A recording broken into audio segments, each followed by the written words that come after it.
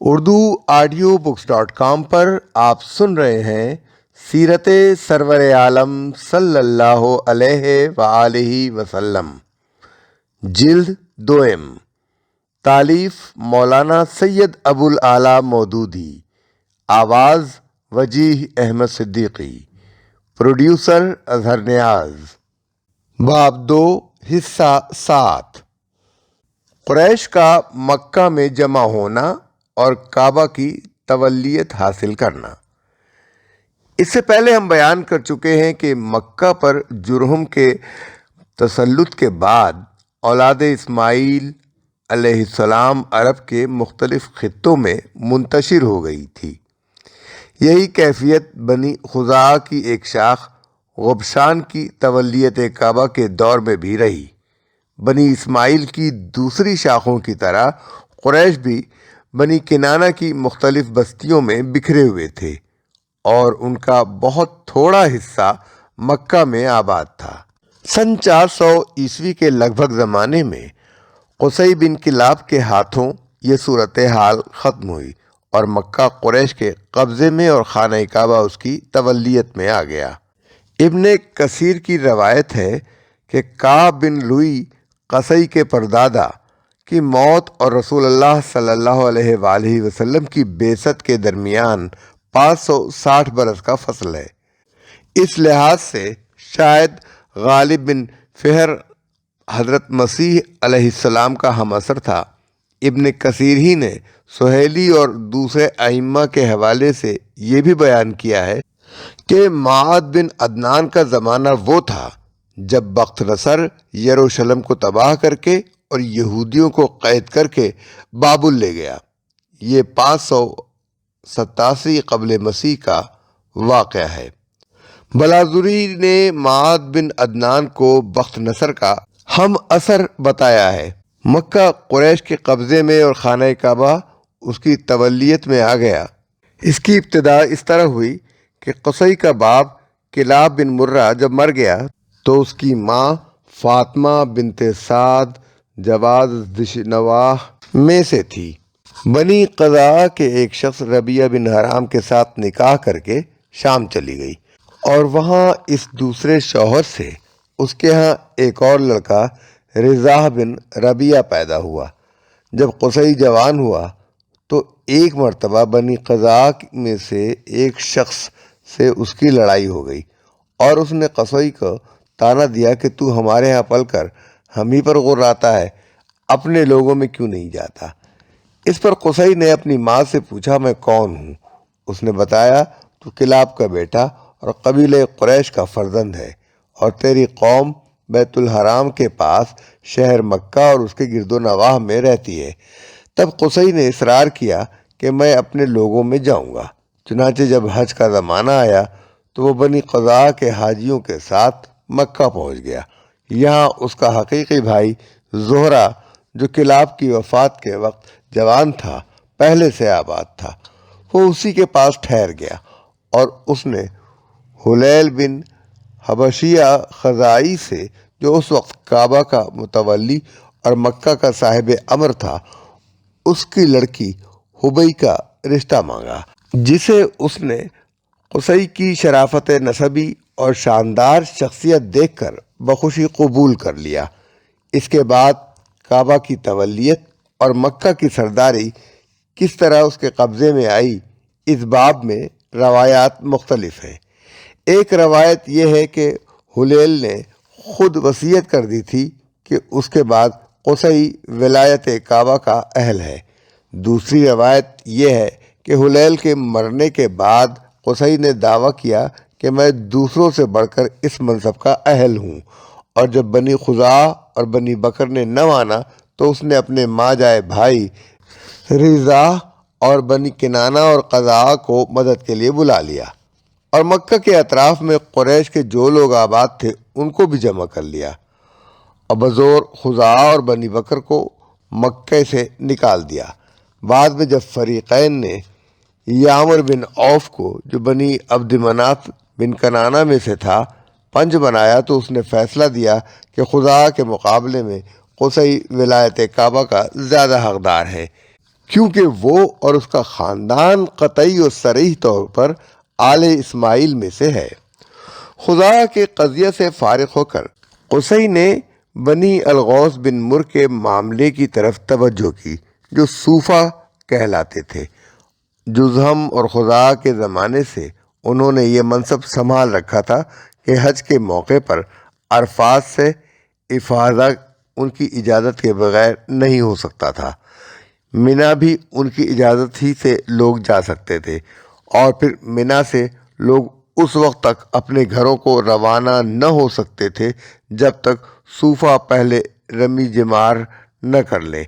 ان کے بعد ہی دوسرے حاجی رمی کر کے روانہ ہو سکتے تھے۔ ایک طویل مدت کے عمل سے یہ بھی گویا ایک دین بن گیا تھا جس کی پیروی لازم سمجھی جاتی تھی۔ قصی نے حج کے موقع پر صوفہ سے جنگ کی اور انہیں اس منصب سے بے دخل کیا۔ ابن ہشام۔ اس طرح جب قصی نے کعبہ کی تولیت اور مکہ کی سرداری حاصل کر لی تو اس نے فہر کی ساری اولاد کو، جو قریش کہلاتی تھی، عرب کے مختلف حصوں سے مکہ میں جمع کر لیا اور مکہ کو ان کے درمیان بانٹ کر شہر کے ایک حصے میں ایک ایک خاندان کو آباد کر دیا۔ قصی نے مکہ کو قریش کے خاندانوں کے درمیان اس طرح تقسیم کیا تھا کہ حرم کے آس پاس کے علاقے اور دونوں طرف کے پہاڑوں کی گھاٹیوں اور بلندیوں میں بنی کعب بن لوئی کی مختلف شاخوں کو آباد کیا، جس میں بنی عدی، بنی جمحہ، بنی سنہم، بنی تیم، بنی مخزوم، بنی زہرہ، بنی عبد العزیٰ، بنی عبد الدار، بنی المطلب، بنی ہاشم، بنی عبد شمس اور بنی نوفل شامل تھے۔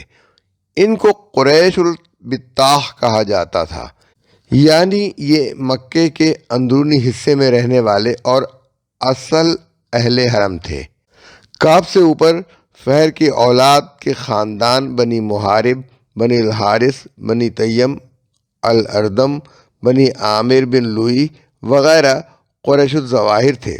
ان کو مکہ کا بیرونی حصہ دیا گیا تھا۔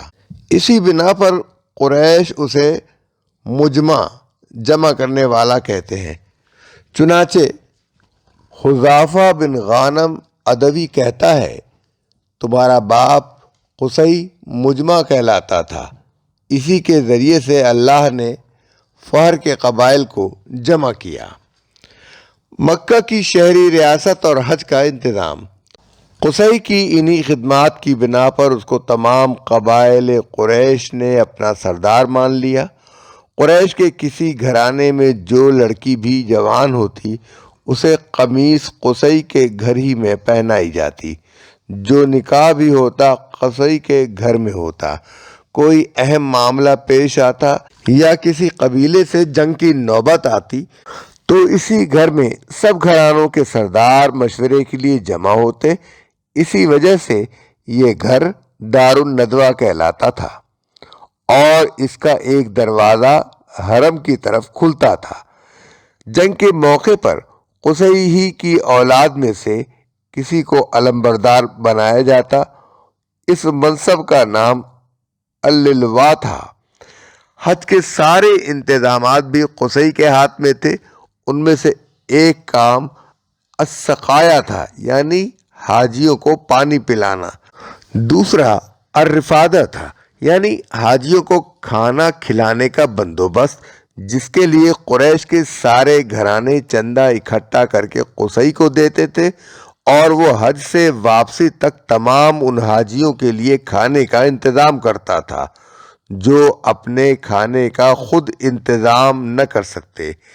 تیسرا الحجابہ تھا، یعنی خانہ کعبہ کی کلید برداری اور زائرین کے لیے کعبے کو کھولنا۔ قصی اپنی زندگی میں مکہ کی ریاست کا بلا شرکت غیر مالک رہا۔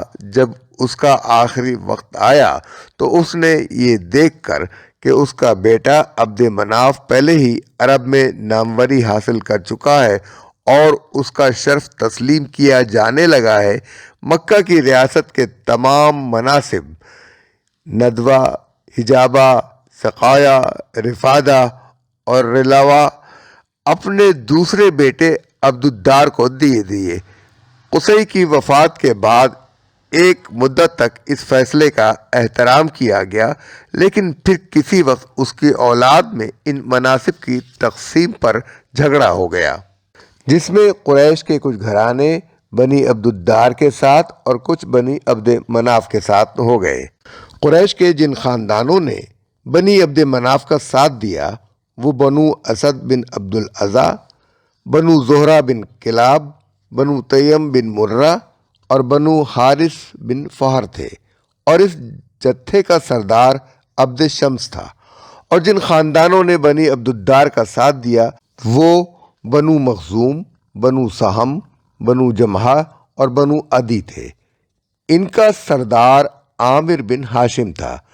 بنی عامر بن لوئی اور بنی محارب بن فہر اس جھگڑے میں غیر جانبدار رہے۔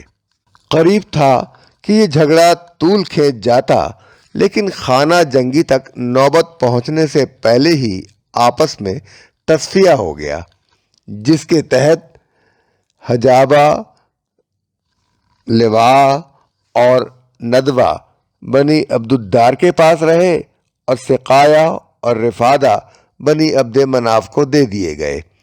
آل عبد مناف نے آپس کے مشورے سے یہ دونوں منصب ہاشم کو دے دیے۔ رسول اللہ صلی اللہ علیہ وآلہ وسلم کے دست مبارک پر مکہ فتح ہونے تک یہ مناصب اسی طرح قائم رہے جس طرح یہ اس مصالحت کے موقع پر دونوں خاندانوں میں تقسیم کیے گئے تھے۔ فتح کے بعد حضور صلی اللہ علیہ وآلہ وسلم نے حجابہ اور سقایا کے سوا باقی سب کو منسوخ کر دیا۔ حجابہ تو آج تک بنی عبدالدار کی ایک شاخ شیبہ بن عثمان کے ہاتھ میں چلی آ رہی ہے، البتہ سقایا جو آخر کار حضرت عباس بن عبد المطلب کے ہاتھ میں آئی، ایک مدت تک بنی عباس کے ہاتھ میں رہی، پھر پہلے عباسی خلیفہ نے اسے خود چھوڑ دیا۔ ہاشم کا اصل نام عمرو تھا۔ ہاشم کا لقب اسے اس وقت دیا گیا جب مکہ میں ایک مرتبہ سخت قحط پڑا اور اس نے شام سے غلہ لا کر روٹیاں پکوائیں اور بہت سے اونٹ کٹوا کر سالن تیار کرایا اور روٹیوں کو اس میں چور کر لوگوں کو اس کا سرید مالیدہ کھلایا۔ حشم کے معنی توڑنے اور کچلنے کے ہیں۔ روٹیاں توڑ کر سالن میں مالیدہ بنوانے کی وجہ سے اس کو ہاشم کہا جانے لگا۔ رفادہ اور سقایا کا منصب ہاتھ میں آنے کے بعد ہاشم کا قاعدہ یہ تھا کہ جب حج کا زمانہ آتا تو وہ قریش کے لوگوں کو جمع کر کے کہتا، یہ اللہ کے پڑوسی اور اس کے گھر کے لوگ اس زمانے میں زیارت کے لیے تمہارے پاس آتے ہیں، یہ اللہ کے مہمان ہیں اور سب سے زیادہ ضیافت کے حقدار اللہ ہی کے مہمان ہوتے ہیں۔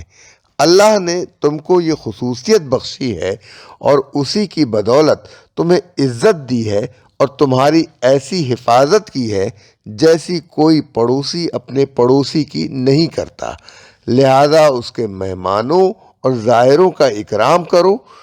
جو گرد آلود اور پراگندہ ماحول اور ہر دور دراز علاقے سے دبلی اونٹیوں پر جو سوکھ کر کانٹا ہو گئی ہیں آ رہے ہیں، ان کے کپڑے میلے ہو رہے ہیں، ان میں جوئیں پڑ گئی ہیں، ان کا زاد راہ ختم ہو گیا ہے، لہذا ان کو کھانا کھلاؤ اور پانی پلاؤ۔ اس پر قریش کے سارے خاندانوں سے چندہ آتا اور خود ہاشم زر کثیر اپنے پاس سے خرچ کرتا، پھر چمڑے کے بڑے بڑے حوضوں میں مکہ کے سارے کنوؤں سے، کیونکہ زمزم کو تو جرہم بند کر گئے تھے اور اس کا نشان تک باقی نہ تھا، پانی لا لا کر ان میں حاجیوں کے لیے بھرا جاتا، روٹیاں اور سالن پکا کر ان کا سرید بنایا جاتا، روٹی اور دودھ کا ملیدہ بھی بنایا جاتا، ستو اور کھجوریں وغیرہ فراہم کی جاتی اور حاجیوں کے منا سے رخصت ہونے تک ان کی ضیافت کا سلسلہ جاری رہتا۔ اسی چیز نے ہاشم کو عرب کے تمام قبائل میں مقبول بنا دیا تھا، کیونکہ ان سب کو ہر سال حج میں اس کی اس فیاضانہ خدمت سے استفادے کا موقع ملتا تھا۔ قریش کی تجارت اور ان کی ترقی۔ قریش کی وہ تجارت جس کا ذکر سورہ قریش میں رحلۃ الشتاء والصیف، گرمی اور جاڑی کے سفروں کے نام سے اللہ کے ایک فضل کے طور پر کیا گیا ہے، اس کا خیال بھی سب سے پہلے ہاشم ہی کے ذہن میں پیدا ہوا۔ اس نے اپنے تینوں بھائیوں عبد شمس، مطلب اور نوفل کو ملا کر یہ منصوبہ بنایا کہ اس بین الاقوامی تجارت میں حصہ لیا جائے جو عرب کے راستے بلاد مشرق اور شام و مصر کے درمیان ہوتی تھی، اور ساتھ ساتھ اہل عرب کی ضروریات کا سامان بھی خرید لایا جائے تاکہ راستے کے قبائل ان سے مال خریدیں اور مکے کی منڈی میں اندرون ملک کے تجار خریداری کے لیے آنے لگیں۔ یہ وہ زمانہ تھا جب ایران کی ساسانی حکومت اس بین الاقوامی تجارت پر اپنا تسلط قائم کر چکی تھی جو شمالی علاقوں اور خلیج فارس کے راستوں سے رومی سلطنت اور بلاد مشرق کے درمیان ہوتی تھی۔ اسی وجہ سے جنوبی عرب سے بحر احمر کے ساحل کے ساتھ ساتھ جو تجارتی راستہ شام و مصر کی طرف جاتا تھا، اس کا کاروبار بہت چمک اٹھا تھا۔ عرب کے دوسرے تجارتی قافلوں کی بنسبت قریش کو یہ سہولت حاصل تھی کہ راستے کے تمام قبائلی بیت اللہ کے خدام ہونے کی حیثیت سے ان کا احترام کرتے تھے۔ حج کے زمانے میں نہایت فیاضی کے ساتھ حاجیوں کی جو خدمت قریش کے لوگ کرتے تھے، اس کی بنا پر سب ان کے احسان مند تھے۔ انہیں اس امر کا کوئی خطرہ نہ تھا کہ راستے میں کہیں ان کے قافلوں پر ڈاکہ مارا جائے گا۔ راستے کے قبائل ان سے رہ گزر کے وہ بھاری ٹیکس بھی وصول نہ کر سکتے تھے جو دوسرے قافلوں سے طلب کیا جاتا تھا۔ ہاشم نے انہی تمام پہلوؤں کو دیکھ کر تجارت کی اسکیم بنائی اور اپنی اس اسکیم میں اپنے تینوں بھائیوں کو شامل کیا۔ شام کے غسانی بادشاہ سے ہاشم نے، حبش کے بادشاہ سے عبد شمس نے، یمنی امراء سے مطلب نے اور عراق و فارس کی حکومتوں سے نوفل نے تجارتی مراعات حاصل کی۔ طبری کا بیان ہے کہ ہاشم نے قیصر روم اور شام و غسان کے بادشاہوں سے، عبد شمس نے حبش کے بادشاہ نجاشی سے، نوفل نے شاہان فارس سے اور مطلب نے شاہان حمیر سے تجارتی مراعات اور سفر میں حفاظت کے پروانے حاصل کیے تھے۔ ابن سعد نے لکھا ہے، قیصر روم کے ہاں ہاشم کو خاص اعزاز حاصل تھا اور وہ کاروبار کے سلسلے میں انقرہ تک جاتا تھا۔ اس طرح ان لوگوں کی تجارت بڑی تیزی سے ترقی کرتی چلی گئی۔ اسی بنا پر یہ چاروں بھائی متجرین، تجارت پیشہ کے نام سے مشہور ہو گئے، اور جو روابط انہوں نے گرد و پیش کے قبائل اور ریاستوں سے قائم کیے تھے، ان کی بنا پر ان کو اصحاب الایلاف بھی کہا جاتا تھا، جس کے معنی تو الفت پیدا کرنے والوں کے ہیں، لیکن اصطلاحاً ایلاف سے مراد ایسا دوستانہ تعلق تھا جس کی بنا پر راستے سے گزرنے کا امن اور دوست قبیلے کے علاقے میں منزل کرنے کا امن حاصل ہو۔ یہ حلف الائنس سے مختلف نوعیت کا معاہدہ ہوتا تھا۔